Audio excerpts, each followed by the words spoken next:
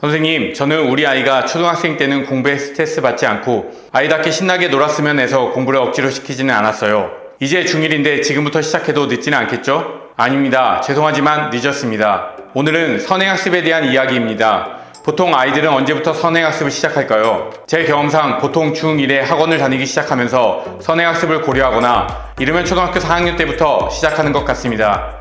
그동안 아이들을 가르치면서 나름대로 선행학습에 대한 기준이 생겼는데 특수목적고를 희망하는 아이라면 초등학교 고학년부터는 중고등학습을 고려해야 한다는 것이고, 만약 의치한약 수의대 정도를 희망한다면 늦어도 중학교 때부터는 충분한 선행을 해야 일반적으로 가능했던 것 같습니다. 지금은 공부를 잘 못해도 언젠가는 최상위권에 진입하리라는 기대를 하고 계신가요? 이게 정말 가능한 일일까요? 여러분 주변을 살펴보세요. 살아오면서 가까운 지인 중에 이런 기적같은 성과를 낸 사람을 본 적이 있으신가요? 아마 쉽게 찾을 수 없을 것입니다. 직접 실체를 확인한 적은 없으실 거예요. 왜냐? 방송에만 나오니까요. 저는 오늘 선행의 옳고 그름, 해야 한다, 하지 말아야 한다를 얘기하고 싶은 게 아닙니다. 선행에 대한 악의적인 거짓말이 있고 더 이상 속지 않길 바랄 뿐입니다. 무분별하고 과도한 선행은 실제 문제가 될 수 있으나 그동안의 경험을 토대로 보자면 잘 활용해서 긍정적인 측면을 얻은 경우가 더 많았던 것 같습니다.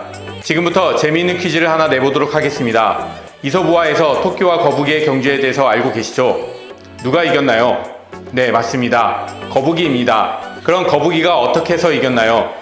거북이가 포기하지 않고 끝까지 열심히 해서 결국에는 토끼를 이겼습니다. 우리는 이렇게 배웠습니다. 그럼 만약 그 당시에 그 토끼와 거북이를 이곳 광화문 광장으로 소환했다고 가정해보죠. 시청역까지 경주를 할 겁니다. 준비 시작!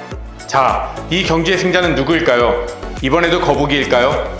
아닙니다. 바로 토끼일 것입니다. 10번, 100번을 해도 분명 토끼가 계속 이길 것이 분명합니다. 이상하죠? 이번에도 거북이는 정말 열심히 꾸준히 했을 텐데 왜 계속 지는 것일까요? 다시 묻겠습니다. 이솝우화에서 거북이가 토끼를 이긴 이유가 열심히 하고 끝까지 포기하지 않았기 때문일까요? 거북이가 토끼를 이길 수 있었던 이유는 토끼가 잠을 잤기 때문입니다. 이것이 진실입니다. 우리는 감상에 빠져 본질을 왜곡해서는 안 됩니다. 전국에는 40만 명의 고3과 재수생 토끼가 있습니다. 이들을 이기기 위해서는 둘 중에 하나입니다. 39만 9,999명을 한 방에 재우든가 아니면 토끼보다 빠른 닌자 거북이가 되든가. 토끼는 절대 게으르지 않습니다. 게다가 이미 거북이보다 훨씬 열심히 하는 토끼들도 많습니다.